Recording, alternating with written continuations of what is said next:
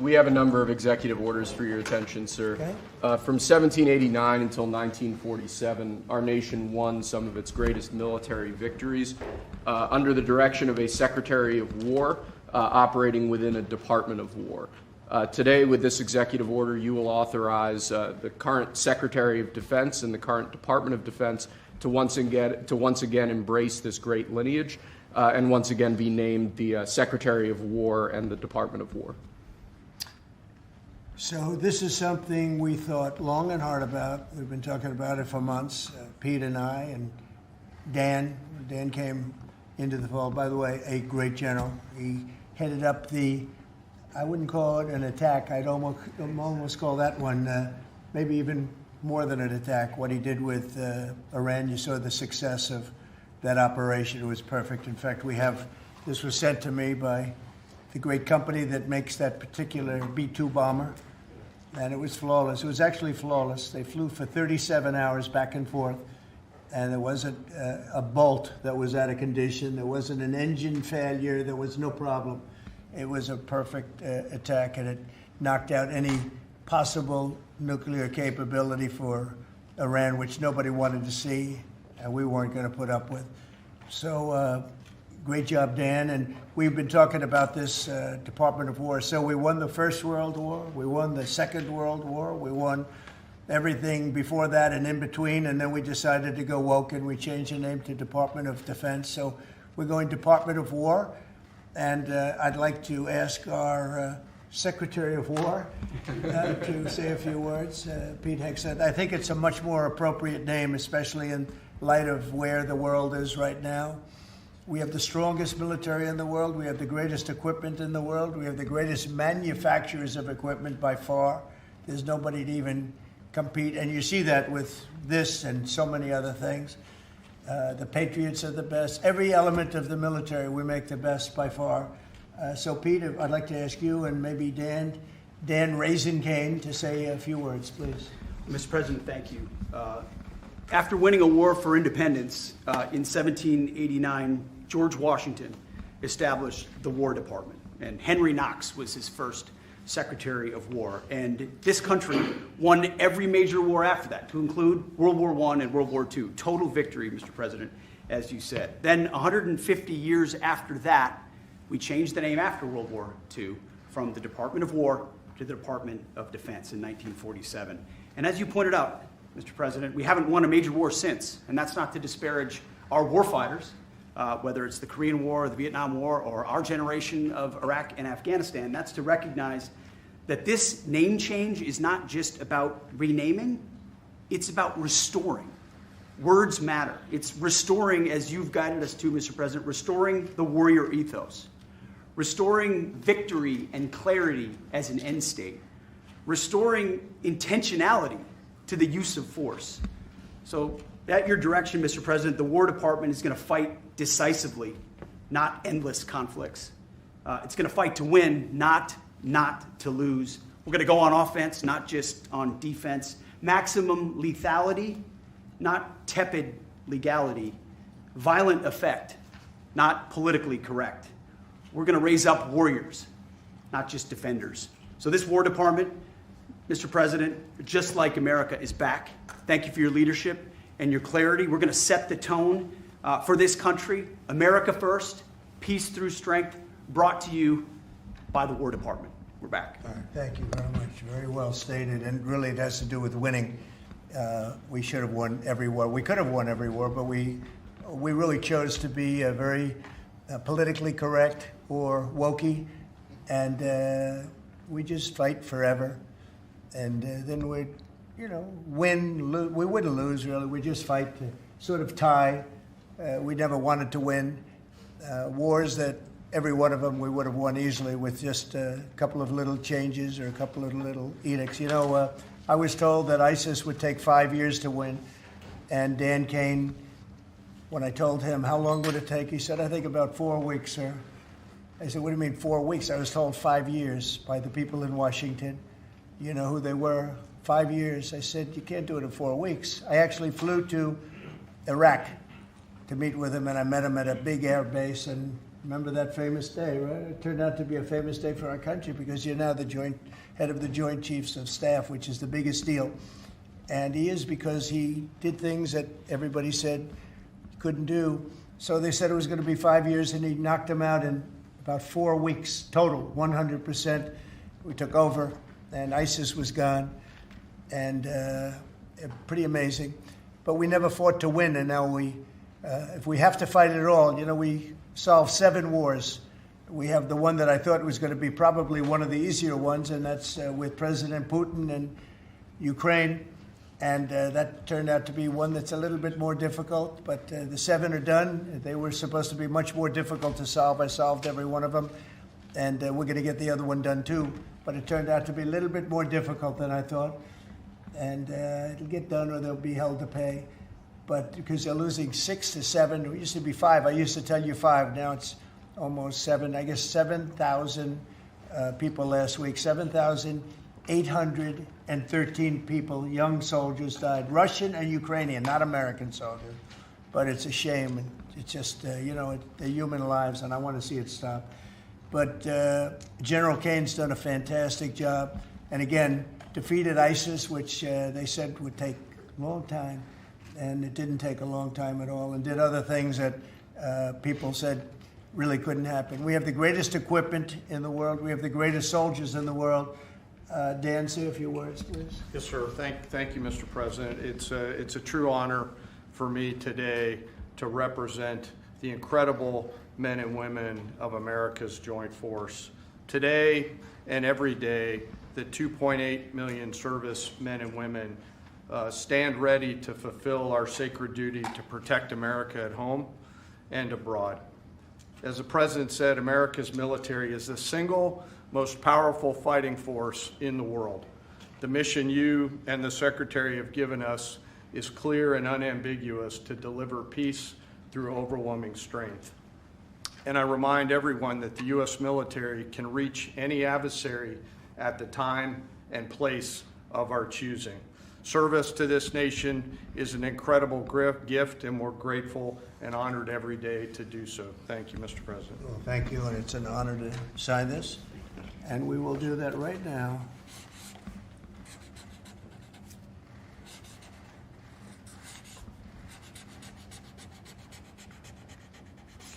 I think that's a big one, I'll be honest.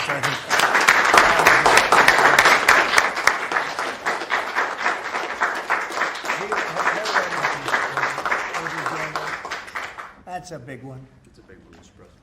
Do you have any questions on this subject? We're going to be discussing the G20 in a couple of minutes, but yes, please. No, Mr. President, right there. what gave you the idea for this rebrand? And a question for you, the newly minted Secretary of War. What message does this send to our enemies, to our allies, to the American people? And again, what gave you the idea for this rebrand at this moment in history, sir? I think it sends a message of victory. I think it sends really a message of strength. We're very strong. We're much stronger than anyone would really understand.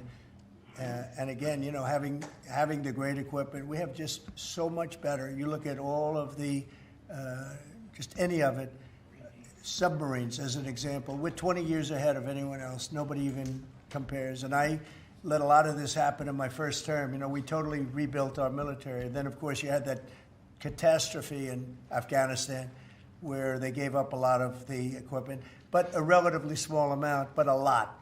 It was a lot in Afghanistan. I think it was the most, General, I'd say it was the most embarrassing day in the history of our country, the way that happened, the way they went to the wrong airport. They should have gone to Bagram, not the local little airport with no security, with tight quarters, etc. You know what happened. I think it was the most embarrassing moment in the history of our country, frankly. That was under the Biden administration. That was terrible.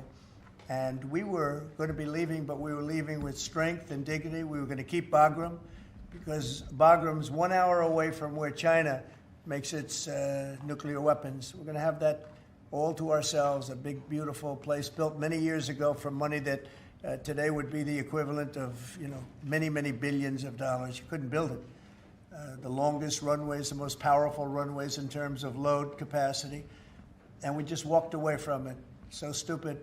And they were fools. The people were fools. No, We have the strongest military, and I think that indicates we have the strongest military.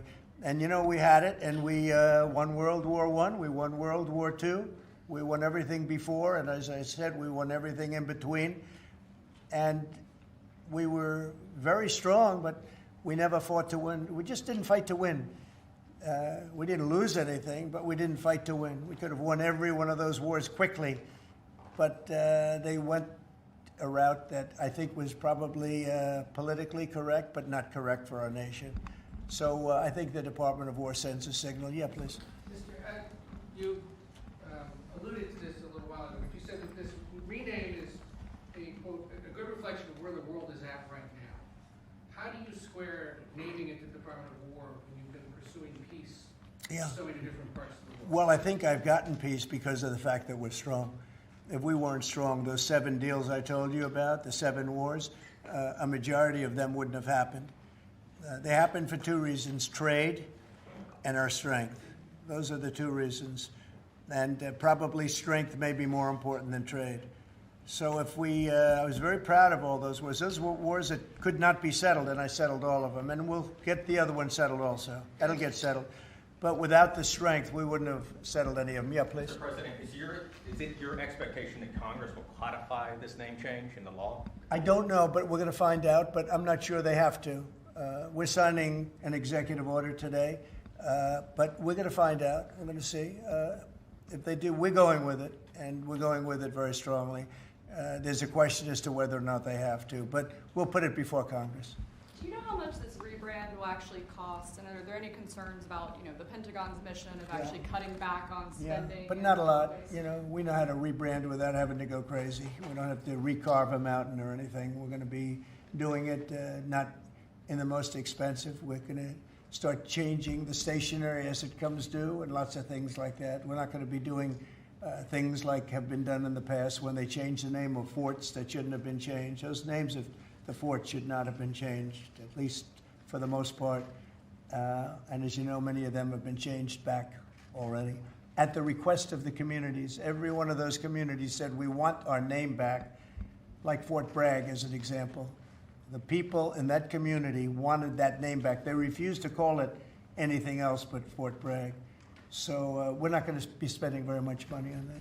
Yes, Sir, please. when you spoke with the Europeans and Zelensky earlier this week, did you preview this for them, and did you say what security guarantees they might be involved in? This is nothing to do with anybody but the United States of America, the people of America. This is who I talked to about changing a name. This is a very important change because it's an attitude, and we know how to win. We've been winning, and we're going to win like you've never seen. Wait till these factories start to open up that are being built all over the country. You're going to see things happen in this country that nobody expects. We have over $17 trillion in investment coming into the country. We never did anything even remotely close to that. No other country has either, by the way. So you're going to see things that are pretty amazing. But it's really about winning. And what about the security guarantees aspect of that with Ukraine, sir? Well, we'll work that out. We'll help them. Look, we want to save a lot of lives, so we'll do something with that. I think people expect that. We'll help them. Europe will be first in by far, and they want to be first, and they want to see it end. Europe wants to see it end, and it'll end. It'll end all of a sudden. It's going to come together. You watch. Yeah, did you want something right? Right here. Yeah, behind you, please. Yes. Yes, sir.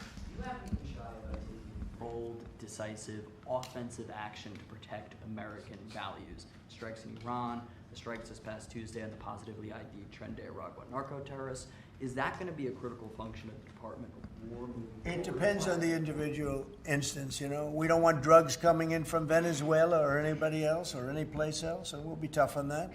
We don't want human trafficking. We don't want to see people coming in where they open their prisons from all over the world and they dump their prisoners into our country, which is what they did in the Biden administration, where they took insane asylums and places that held people that were seriously mentally ill, mentally incompetent, mentally dangerous, and they dumped those people into our country, and we're trying to get them out now.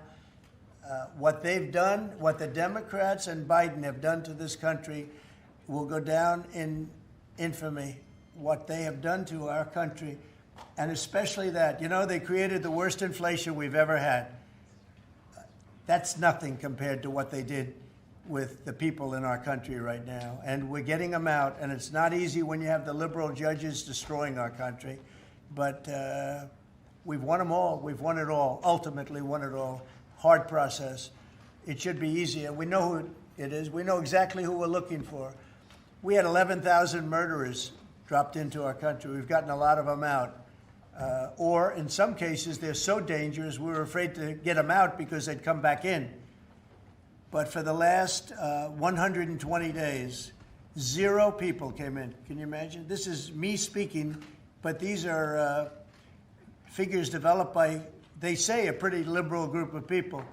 They admit that 0 people came into our country. Think of that. A year ago, it was millions of people were coming in. Millions. They were coming in. You could look at them and you could say, big trouble.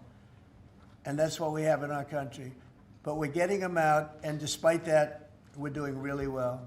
Yeah, please, Brian. Comment on the recruitment levels across the Yeah. branches.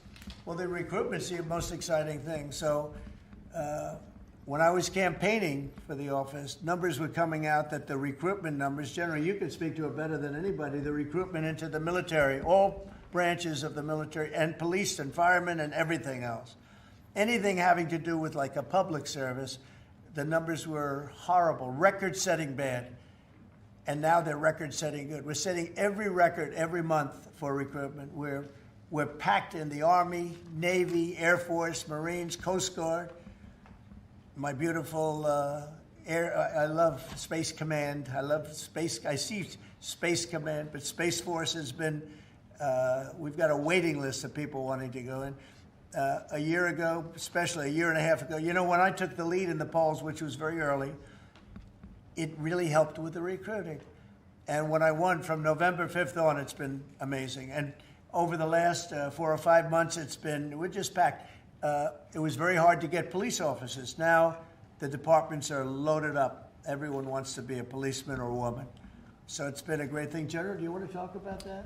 Sure, as you said, serving our nation is an incredible gift that we give, and the reward on that gift pays back exponentially year over year. And I think the young people of America are seeing the importance of service, and whether it's in any of our armed services or in local police, fire, or rescue, service is an important thing that I personally encourage, and I know everyone else in government service sees that same reward.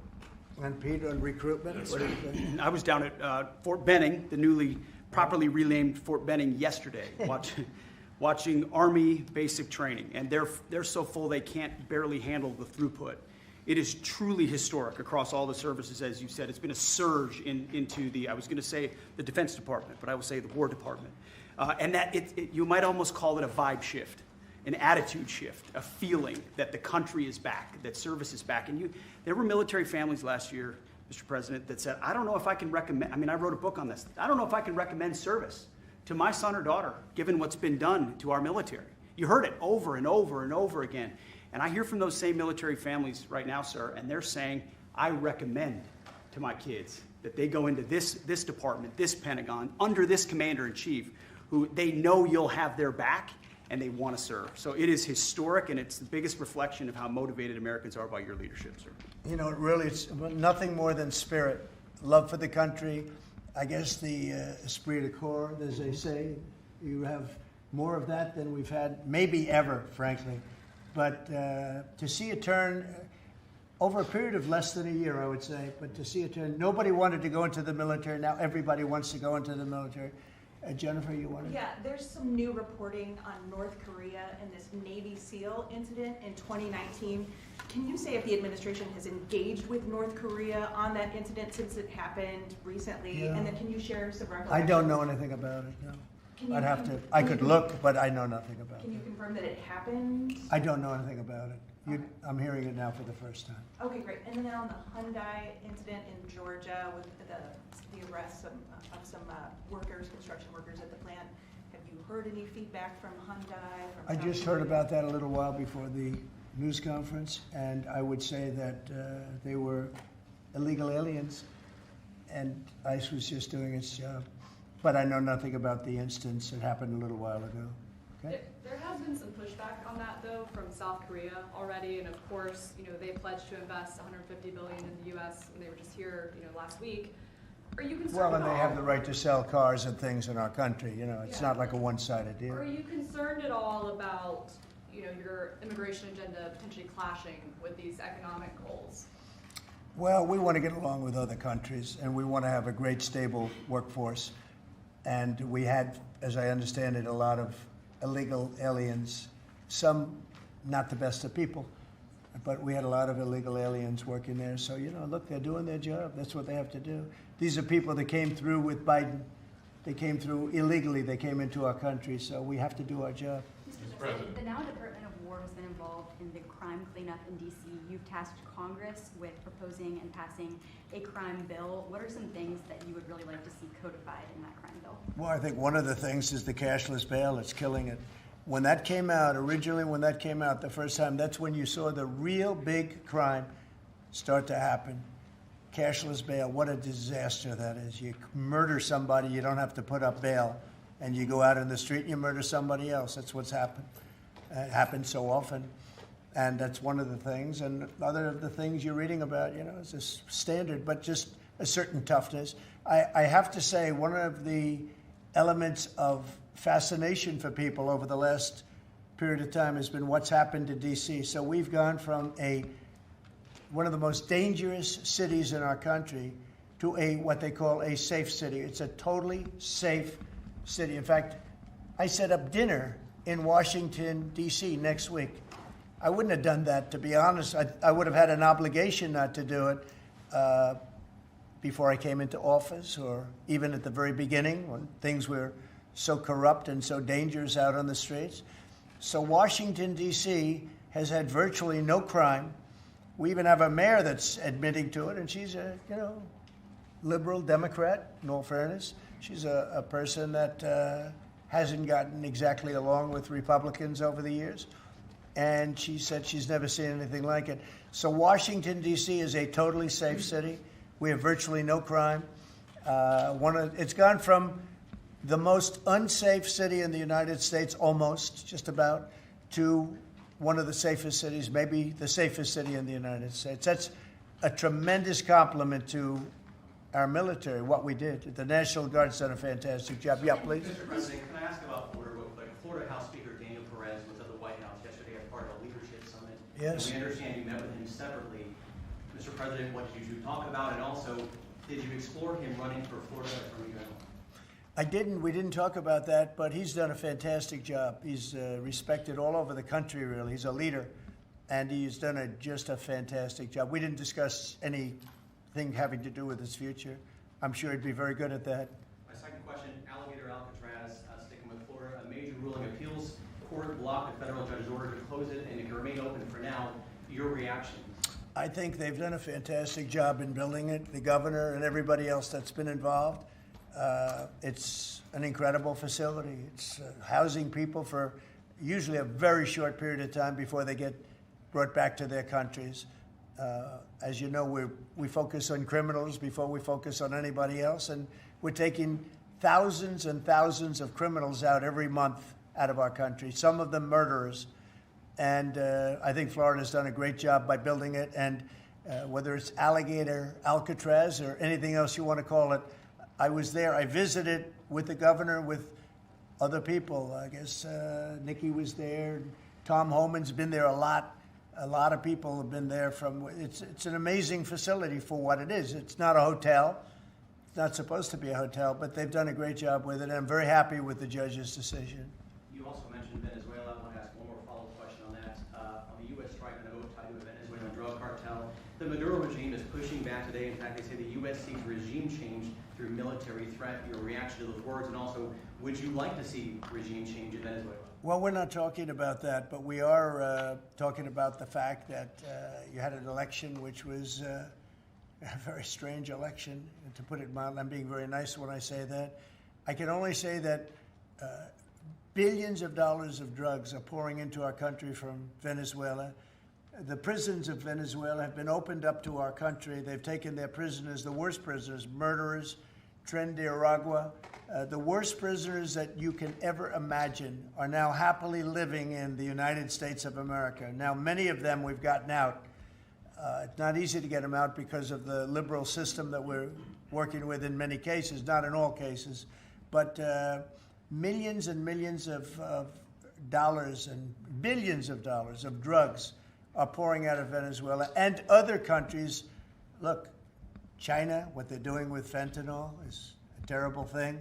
It comes through Canada and it comes through Mexico, but a lot of it's coming through Venezuela. Venezuela's been a very bad actor, and we understand that. And when you look at that boat, you see the bags of whatever it is there. Those bags those bags represent hundreds of thousands of dead people in the United States.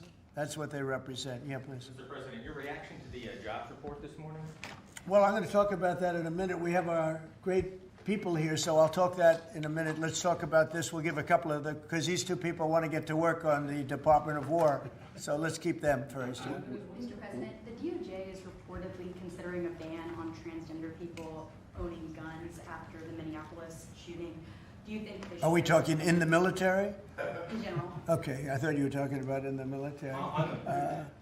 I'll refer to that then differently. Because it's not a military question, I'll be able to pass on that very nicely unless you'd like to talk about it. No, Pete doesn't want any part of that question.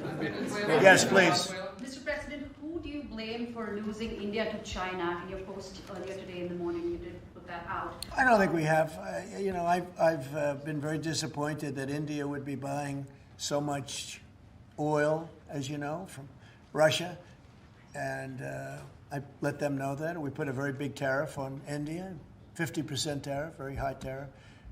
I get along very well with Modi, as you know. He's great. He was here a couple of months ago. In fact, we went to the Rose Garden, and the grass was so soaking wet.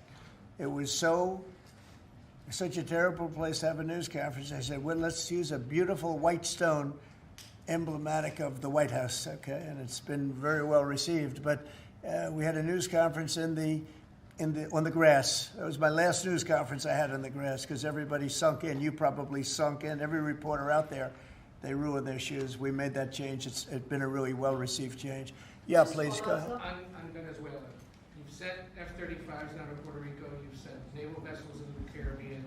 You're concerned about drugs being illegally sent into the United States. How do you describe this buildup, this situation? Well, I just think it's strong. We're strong on drugs. We don't want drugs killing our people.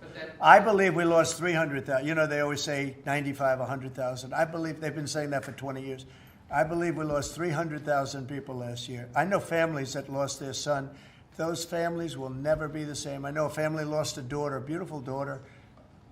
In fact, it was like she took something that she thought was like a minor deal, and it turned out to be riddled out with fentanyl, the size of the head of a pin, and you're dead. And no, we're stopping the drugs. We're going to save a lot of people. Look, whether it's 100,000, but it's not. It's 350,000 people died last year from drugs. And we're not going to let that happen to this country. Think of that. Think if you're in a war and you lose 300,000. We'll lose 600,000 in the, pretty much between Gettysburg and all of that, the Civil War, we lost, 600,000. So we're losing half of that every year to drugs. We're not going to do it. We're not going to allow it to happen. You think of the wars. If we lost 600,000 people in a war, but we lose that every 2 years, more than that. So it's 300 to 350,000 people. And when I see boats coming in, like loaded up the other day with all sorts of drugs, probably fentanyl mostly, but all sorts of drugs, and we're going to take them out. And if people want to have fun going on the high seas or the low seas, they're going to be in trouble. I will tell you, boat traffic is substantially down in the area that happened. They called it the runway. It's a runway to the United States. And boat traffic is very substantially down on the runway. You can imagine why. I think anybody that saw that is going to say, I'll take a pass. I don't even know about fishermen. They may say, I'm not getting on the boat. I'm not going to take a chance. What happens if Venezuela flies jets over U.S. naval vessels again? Well, I would say they're going to be in trouble. We'll let them know about that. We heard that happen, but it wasn't really over, not like they described. But I would say, General, if they do that, you have a choice of doing anything you want, okay? If they fly in a dangerous position, I would say that you can, you or your captains can make the decision as to what they want to do, all right? Sure. Sir, How close we did have, they get, we have Mr. one more. President? You said they didn't go over. Say it? How close did they get? You said the planes did not. Well, I go don't want over to talk about that, but if they do put us in a dangerous position, they'll be shut down. Thank you very much, everybody. So we're going to now cover the G20, and I'm going to let these people go back to the Department of War and figure out how to maintain peace. Okay? Thank you very much. Thank you very much. Congratulations, General. Thank you very much. Appreciate it. Great job.